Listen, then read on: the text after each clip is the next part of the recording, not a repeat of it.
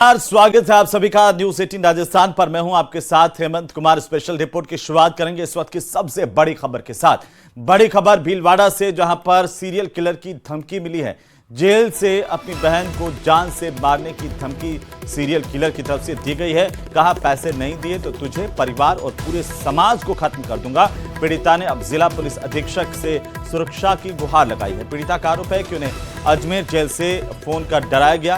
3 लोगों की नृशंस हत्या करने वाले दीपक नायर ने ये धमकी दी है। सीरियल किलर दीपक नायर अब जेल से भी धमकी दे रहा है। ये बड़ी खबर इस वक्त की भीलवाड़ा से। ये बड़ी जानकारी सामने आई है कि अजमेर जेल से फोन करके दीपक नायर नाम के इस सीरियल किलर ने धमकी दी। वो दीपक नायर का फोन मेरे पास कल शाम को अजमेर जेल से आया, धमकी भरा कि मुझे मतलब पैसों की जरूरत है और अगर मेरे बाहर निकल गया तो मैं समाज को और मंदिर वालों सबको देख लूंगा मैं, कि जिन सब ने मेरे को फंसाया है करके। और आज सुबह भी वहां से मेरे को फोन आया कि अगर जेल में रह के कैदी कैसे मेरे को फोन कर सकता, मेरा उससे कोई रिश्ता है ही नहीं। ये चीज मैंने पहले भी कह रखी है। तो मुझे धमकाया जा रहा है, मेरे बच्चों को भी धमकी दे रहा है वो कि मेरे को पैसे वगैरह नहीं भेजे और समाज वालों को भी देख लूंगा मैं, मंदिर में भी कैसे चलाते सब देख लूंगा करके उसने मेरे को धमकियां दी है। तो हमारे सहयोगी राहुल कौशिक जुड़ चुके हैं हमारे साथ में। और राहुल, ये बहुत गंभीर है कि जो सीरियल किलर है दीपक, उसकी तरफ से जेल से धमकी दी जा रही है।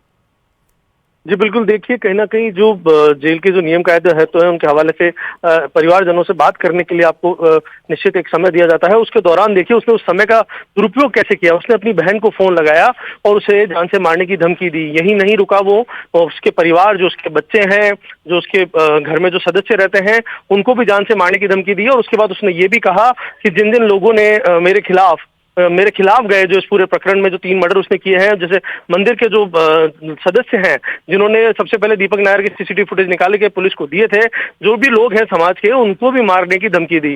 देखिए किस प्रकार से इस जो ये किलर है, इसने सीरियल किलर है, इसने 3 खून कर दिए थे। सुबह अपने 2 दोस्तों की हत्या की थी, उसके बाद रात को फोन कहां से आ रहा है?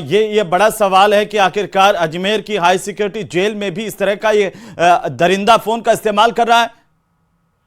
जी बिल्कुल, देखिए अभी जो जानकारी हमारे सामने आई है, जो उसकी बहन ने बताया है, अजमेर जेल के लैंडलाइन नंबर जो पर्टिकुलर जो नियम कायदे के हिसाब से जो इनको समय दिया जाता है बात करने का, उस हिसाब से इसने अपनी बहन को फोन किया था।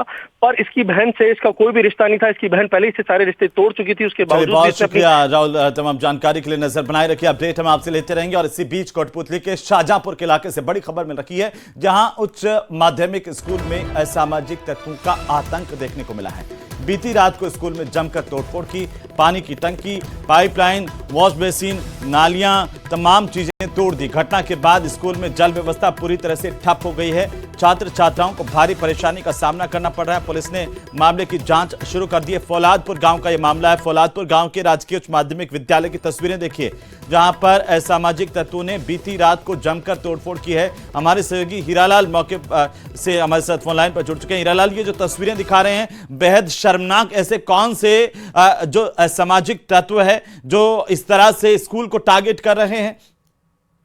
ये देखिए फौलादपुर गांव स्थित राजकीय उच्च माध्यमिक विद्यालय का पूरा मामला है, जहां बीती रात असामाजिक तत्वों ने जमकर तोड़फोड़ की। आरोपियों ने स्कूल परिसर में घुसकर है जो पानी की टंकी फिटिंग की, जो पाइपलाइन थी, शौचालय की जो वॉश बेसिन थी और जो नलियां थी, उनको तोड़ डाला। इस घटना की जानकारी जब आज है जो शिक्षक स्कूल में पहुंचे, बच्चे स्कूल पहुंचे, तभी उनको पता चला। इसके बाद जो ग्रामीण है उनमें रोष प्राप्त हो गया। उन्होंने एक मीटिंग भी आयोजित की और मीटिंग में इस बात को लेकर जो रोष जाहिर किया गया। इसको बाद है जो स्कूल प्रबंधन की ओर से पुलिस थाने में एक रिपोर्ट भी दर्ज कराई गई है। तो अब तक पुलिस की तरफ से क्या कार्रवाई की गई है? जी, पुलिस का कहना है कि आरोपियों की तलाश की जा रही है। जिन असामाजिक तत्वों ने इस वारदात को करतूत की है, उनकी तलाश की जा रही है और उनके खिलाफ सख्त से सख्त कार्रवाई की जाए, क्योंकि मामला दर्ज कर लिया गया है। फिलहाल है जो पुलिस पूरे मामले की जांच में जुटी हुई है। लेकिन हीरालाल, जहां बच्चे पढ़ते हैं उस स्कूल से किसी की क्या दुश्मनी है? कोई क्यों इस तरीके की हरकत को अंजाम दे रहा है? और ऐसे लोगों को तो सबके सामने ला करके सजा देनी चाहिए कि आखिर स्कूल में इस तरह से घुस करके ये क्या दर्शाना चाह रहा है कोई? जी बिल्कुल, देखिए काफी शर्मनाक बात है कि एक स्कूल परिसर जिसे शिक्षा का मंदिर कहा जाता है, जहाँ संस्कारों के पाठ पढ़ाए जाते हैं, वहाँ असामाजिक तत्व घुसकर और इस प्रकार की वारदात को अंजाम देते हैं, तो कहीं ना कहीं एक बहुत शर्मनाक बात इसको कहा जा सकता है। लेकिन जब तक पुलिस की जांच पूरी नहीं हो जाती, पुलिस इस पूरे मामले में जांच कर रही है, तो पुलिस की जांच के बाद जब आरोपी गिरफ्तार होंगे उसके बाद पूरा खुलासा हो पाएगा कि उनकी मानसिकता क्या थी, आखिर उनकी मंसूबे क्या थे कि उन्होंने इस वारदात को क्यों अंजाम दिया। कैसे और कब इसको अंजाम दिया गया, इसे लेकर के कोई जानकारी मिल रही है? क्या ये रात के वक्त वारदात की गई? जी बिल्कुल, देखिए जिस प्रकार की जो प्रारंभिक तौर पे हमारे सामने जानकारी है, बताया जा रहा है कि कल रविवार था, रविवार की छुट्टी होने की वजह से शनिवार को वर्किंग डे था, वर्किंग डे के बाद है जो संडे आया। बिल्कुल हीरालाल, नजर बनाए रखिए, अपडेट हम आपसे लेते रहेंगे। बहरहाल बहुत शुक्रिया तमाम जानकारी के लिए। तस्वीरें बता रही है कि किस तरीके से समाज कंटकों ने स्कूल को निशाना बनाया, पुलिस जांच कर रही है। में शहीद हुए झुंझुनू जिले के मेहरादासी गांव के शहीद सुरेंद्र कुमार मोगा को श्रद्धांजलि देने के लिए डिप्टी सीएम दिया कुमारी उनके आवास पर पहुंची और इस दौरान दिया कुमारी ने शहीद सुरेंद्र कुमार की फोटो पर श्रद्धा सुमन अर्पित कर उन्हें नमन किया, परिवार वालों से मुलाकात की, उनको सांत्वना दी और इसके बाद शहीद वीरांगना सीमा और शहीद सुरेंद्र कुमार के दोनों बच्चों से भी उन्होंने मुलाकात की और उन्हें ढांढस बंधाया। कहा कि सुरेंद्र कुमार ने देश के लिए अपने प्राण न्यौछावर किए, सरकार उनके परिवार के साथ खड़ी हुई है। अभी वो 5 लाख की घोषणा की है और दे भी गए और मैंने गांव में भी जो कुछ सुविधाओं की जो आवश्यकता है उस पे भी तुरंत प्रभाव से हम लोग जो भी काम कर सकते हैं करेंगे। और मैं तो कहना चाहूँगी कि बहुत ही इनके लिए तो मैं कहूँगी कि एक सौभाग्य है कि देश के लिए सुरेंद्र जी ने अपने प्राण दिए देश के लिए और परिवार के लिए हम लोग जो कर सकेंगे करेंगे। और इसी बीच भरतपुर से बड़ी खबर मिल रही है जहां पर एनटीपीसी एक्ट में पुलिस की तरफ से अब तक की सबसे बड़ी कार्रवाई हुई है। बड़ी जानकारी है इस वक्त की, करीब 2 करोड़ रुपए की कीमत का डोडा पोस्ट पकड़ा गया। पुलिस ने 4 तस्करों को यहां से गिरफ्तार किया है। तस्करी में प्रयुक्त एक कंटेनर और स्कॉर्पियो जब्त कर ली गई। रांची से जोधपुर लेकर के ये डोडा पोस्ट लाया जा रहा था। ये बड़ी खबर इस वक्त की, एनडीपीसी एक्ट में बड़ी कार्रवाई, करीब 2 करोड़ कीमत का डोडा पोस्ट यहां से भरतपुर के इलाके से पकड़ा गया है। अवैध मादक पदार्थों के खिलाफ पुलिस की तरफ से ये बड़ी कार्रवाई की गई है। पुलिस चौकी ऊंचा नगला पे नाकाबंदी की गई। नाकाबंदी के दौरान की गई कार्रवाई में एक वाहन स्कॉर्पियो जो कि एस्कॉर्ट व्हीकल था और एक ट्रक विद जो है कंटेनर, उन दोनों को डिटेन किया गया और उसमें प्रथम दृष्टया मादक पदार्थ डोडा पोस्ट यानी कि पॉपी हस्क जो कि अफीम का एक जो है रूप है, अफीम का जो पौधा होता है वो अफीम निकालने के बाद डोडा पोस्ट बचता है, ये मादक पदार्थ जो है उसमें पाया गया। तो भरतपुर से बड़ी खबर, रांची से जोधपुर लेकर के ये डोडा पोस्ट जा रहा था। करीब 2 करोड़ की कीमत का डोडा पोस्ट पुलिस ने पकड़ा है। अवैध मादक पदार्थों की तस्करी को लेकर के ये बड़ी कार्रवाई है और 4 तस्करों की गिरफ्तारी यहां से हुई है। इसलिए 1 महीने से लापता है जिसका कोई सुराग नहीं लग पा रहा और आज परेशान परिजनों की तरफ से मोहल्ले के लोगों के साथ मिलकर नवलगढ़ थाने के सामने प्रदर्शन किया गया। सभी लोगों ने लापता युवक की फोटो हाथ में लेकर नारेबाजी की है। जानकारी के मुताबिक नवलगढ़ के चौबदारू का मोहल्ला निवासी युवक अपनी पत्नी बच्चों के साथ 13 अप्रैल को नवलगढ़ से गांव अपने ससुराल गया था। ससुराल वालों की माने तो 13 अप्रैल की शाम को ही युवक वापस नवलगढ़ आ गया था, लेकिन 1 महीने से युवक गायब बताया जा रहा है। ससुराल वालों ने गोठड़ा थाने में गुमशुदगी दर्ज करवाई। इधर विद्याधर के परिजन भी उसका इंतजार कर रहे हैं। पुलिस जांच के दौरान युवक का मोबाइल पुलिस को सीकर में एक युवक के पास मिला है। पुलिस उस तक पहुंची तो उसने बताया कि उसने ये मोबाइल नवलगढ़ रेलवे स्टेशन पर ट्रेन में सो रहे युवक का चुराया था। अब पुलिस लापता युवक को लगातार ढूंढने की कोशिश कर रही है, लेकिन अभी तक उसका सुराग नहीं लग पाया है, जिससे गांव वालों और युवक के परिवार वालों में चिंता का माहौल है।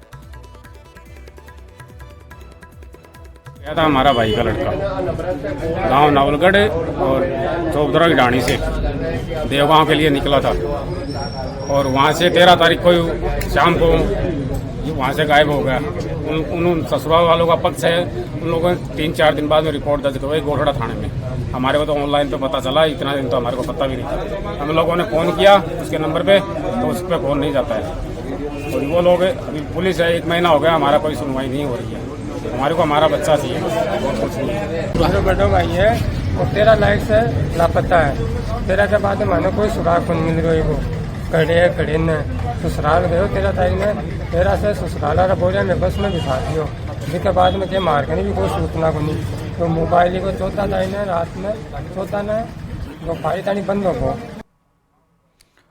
उधर भीलवाड़ा में 3 लोगों की हत्या करने वाले सीरियल किलर दीपक नायर की गुंडागर्दी और करतूतें जेल में भी जारी है। अजमेर जेल में बंद दीपक नायर अब अपनी बहन को जान से मारने की धमकी दे रहा है। जेल के भीतर से फोन करके पैसों की डिमांड कर रहा है। दीपक नायर की बहन लता सहदेवन ने एसपी से मिलकर अब सुरक्षा की गुहार लगाई है। लता का कहना है कि हत्यारे दरिंदे दीपक ने उन्हें डराया, पैसे नहीं देने पर गंभीर परिणाम भुगतने की चेतावनी दी। सीरियल किलर दीपक ने 2 दोस्तों और चौकीदार की हत्या करने के बाद मृतकों के प्राइवेट पार्ट तक काट दिए थे। अब जेल में है। अजमेर जेल से उसके लगातार फोन करने को लेकर के कई गंभीर सवाल खड़े हो गए हैं कि जेल से फोन करके ये गंभीर अपराधी जो है वो अब बाहर भी दहशत पैदा कर रहा है।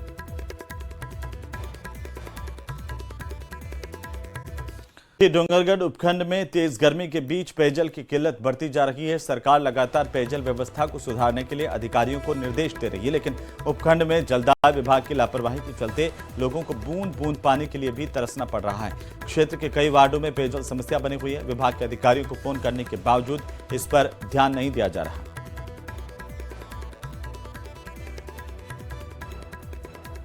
7-8 दिन से पानी की भयंकर अव्यवस्था चल रही है। ऐसे लग रहा है जैसे कि हम पाकिस्तान के है ना सीज फायर के कारण है ना सिंधु समझौता हमारे यहाँ पे 5 नंबर वार्ड मोहम्मद सरबास में है ना लागू हुआ है। भयंकर दिक्कत है। जब अफसरों को फ़ोन करते हैं तो न तो कोई रिस्पॉन्स देते हैं न कोई बात।